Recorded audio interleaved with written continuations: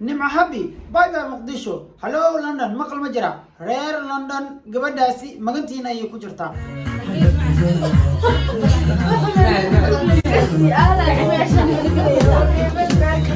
محادوسي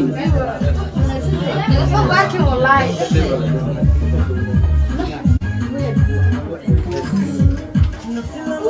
dadkan farta laguma fiiqin laakiin fariin ayaa loogu diray gudaha xafladaasi fariintuuse waxay ahayd nacabku derbiyada ha jiro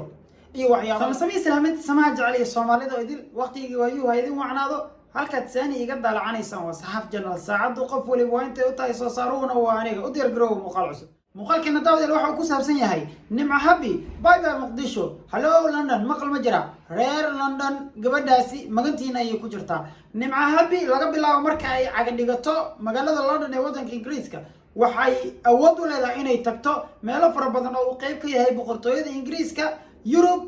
australia new zealand iyo meelo kale marka laga reebo wadamo yar yar oo ay fiisa u dalbanayso sida maraykanka oo kale xaflad siyaarsar loo soo agaasimo oo lagu sagootinayay ayaa muqdisho ka dhacday xafladda gudaheedana waxaa muuqatay inay jiraan dad ka xun horumarka ay gaartay nimca habi iyaguna caawa tala ayaan sii doona haddii la weyne laga helo anaa idinla socodsiinaya idinkuna waa daawanaysaan oo diyaar garooba iyadoo dhammaystiran sidaad la wada socoteen tan iyo markii ay cirkaas kusii shareertay heestii ay ku loqaysay nimca habi islamarkaana caalamka oo dhan ay aqoonsadeen sharaftaasi dad baa isweydiinayay u dhacday ma nimca habi keliya ayay u dhacday mise soomaalidoo idil dad baa aaminsaneen sharaftaasi in ay soomaalidoo idil u dhacday horumarka ay samaysay nimca habi in soomaaliya oo dhan ay sameeyeen dad baa aaminsaneen laakiin anaa caawa idinkaga sheekeynaye horumar waliba uu shaksi ku tallaabsado waxa ku suntan magaca waddankiisa markii la sheegayo gabadhan magaceeda waxaa leeyahay nimca habi from Somalia marka intaa waa inaad garataa horumar walba ay gaartay nimca habi adiguna waad gaartay haddii aad aaminsan tahay qadiyadda Soomaalinimada haddaad aaminsan tahay waayahay xaflad siyaarsar loo soo agaasimay ayaa muqdisho loogu dhigay xafladaasi waxay ahayd sagootin qaar ka mid ah warbaahinta ayaa xafladaasi soo qaatay iyadoo xafladda ay ka qayb galeen xitaa qaar ka mid ah fanaaniin kale oo caan ka ah magaalada muqdisho geyiga Soomaaliya iyo Soomaalida meelaha ay ku nool yihiin aad looga garanayo micnaheedu wuxuu yahay xafladaas nimca habi waxay macsalaameynaysaa muqdisho waxa ay nacaga dhigan doontaa insha Allah magaalada London ee waddanka Ingiriiska halkaas oo ku yaalo xarunta ugu ama mid ka mid ah xarumaha ugu weyn ee company-ga qaatay nimca habi hadda ayuu kow u yahay horumar shaqo aragti waddan kale isku dhaqan isku diin ahayn iyo waxyaabo kale oo aad u fara badan dardaaran bay u baahan tahay Soomaalida inteeda indhergaradka hala dardaarman ayaan leeyahay nimca habi bal in yar aan ka taataabto xafladda loogu dhigay magaalada muqdisho siday ahayd xuquuqda muuqaalkana waxaa iska leh qaysar an rahma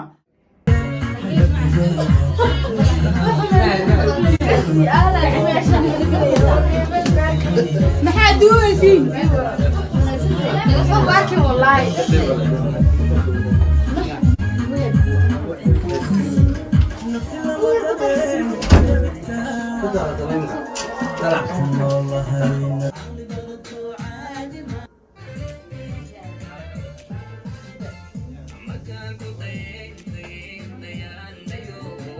muuqaalka xafladda idil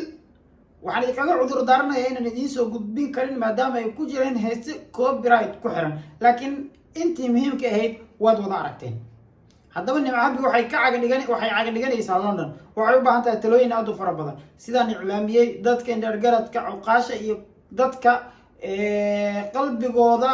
ay ku intaay Soomaalinimada isla markaana yaqaan dhaqamada reer Yurub talahaasiyaan nimca habi maanta ay talo u baahan tahay aniguna waxaan siinayaa 3 talo oo midda ugu horeysa ay tahay nimco aysan dhicin inaad bedesho ama waxyaabaha aad ku jirto ama hees ahaadaan ama company ahaadaan ama contract ahaatee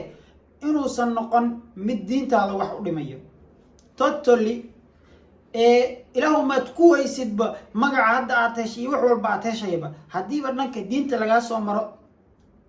inii beriun iska leh waa kow labo in magaca soomaalinimada ay mar walba kugu weynaato meel walba oo adduunka aad ka joogto anoo tusaale kuu siinayo magaca aad caanka ku noqotay iyo heesta aad caanka ku noqoto wuxuu ah magac soomaaliyeed iyo hees soomaaliyeed haddii aad xuduudda dhaafto waxay noqonaysaa inaad noqoto qofkii markii hore aan marxaladda uu ku jiri kaga gudbin soomaalinimo iyo hees soomaalinimo aan kaga gudbin qodobka saddexaad ee aan rabo in aan kula taliyo walaashay nimco wuxuu yahay nimco soomaaliya iyo yurub isku dhaqan maaha way kala duwan yihiin isku nidaam maaha nidaamka iyo dhaqanka iyo nolosha iyo wax walba way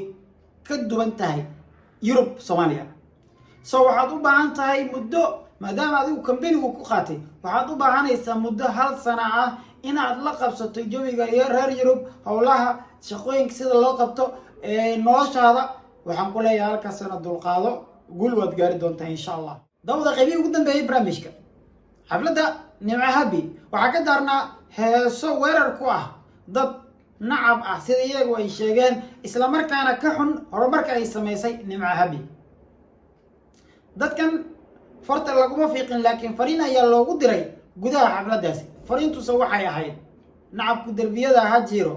iyo waxyaabo lamid ah haddaba su-aashii waxay noqonaysaa gabar soomaaliyeed oo horumar gaartay isla markaana sare u qaaday magaca soomaaliya maxaad u neceb tahay maxaad uga soo horjeedaa maxaad horumarkeeda u diidan tahay maxaad u neceb tahay in shaksi soomaaliya adduunka o dhan laga garto oo horumar uu gaaro taa waxay noqonaysaa nacayb baad u qabto magaca soomaaliya hadalkaygu micnihiis maaha inaan meelo kala weeraray laakiin waxaan la hadlayaa dadkii ay nimco habi xafladdii intay socotay iyo saaxiibadeeda ay kula hadleen dhanka suugaanta wax laga fiican yaha waa totally haddii aad hore ugu jirto waad kasoo laaban kartaa weli jaanis ayaad haysataa waxaan u saxabatumaynaa horumarka iyo magaca iyo sharafta ay nimco habi soomaaliya oo dhan siisay sababtoo ah nasiibka iyaduu saaciday magaca iyadaa keentay iyadaa mudnaanta yeelanayso reer london fariin baan idiin sidaa idinkuna gabadha waa gabadhiinii waa gabadha kor u qaaday magaca soomaalinimada waxay u baahan tahay in aad si diiran usoo dhaweysaan waxay u baahan tahay in magaalada intaad ugu aqoon badan tihiin aad ka saacidaan waxay u baahan tahay inay dareento in soomaali ay joogaan waddanka ingiriiska iyo guud ahaan caalamkaba intaana waa talo ku aadanayd shacabka ku dhaqan waddanka ingiriiska ee soomaaliyeed isla markaana ay dhowaan halkaa caga dhiga doonto walaashan nimco habi fanaanada la hollin waayo fanaanadii nasiibka saaciday sharmaboyna waxa uu u bixiyey isaga wuxuu yidhi nimco habi adhihin yaaqi wacdhada nimco wool sababtoo adduunka o dhan ayaa haatan laga yaqaanaa dawdeel muuqaalkaan idinku dheereen inta ayaan kusoo gabagabaynaya waxa uu ku saabsanaa xaflad sagootin oo nimco habi magaalada muqdisho loogu dhigay iyadoo dhowaan kusii jeedo magaalada london ee waddanka ingiriiska talooyin ku aadanaa markii halkaas ay tagto 3 talo oo ku aadanaa markay halkaas tagto in ay u dhabar adeegto iyo weliba fariin aan u diray shacabka soomaaliyeed ee ku dhaqan waddanka ingiriiska dibintayna midna ayna barnaamij noocan oo kale ugu kulmi doona sama salaama wasalaamu allahi calaykum waraxmatullahi tacaala wabarakaatu nabadino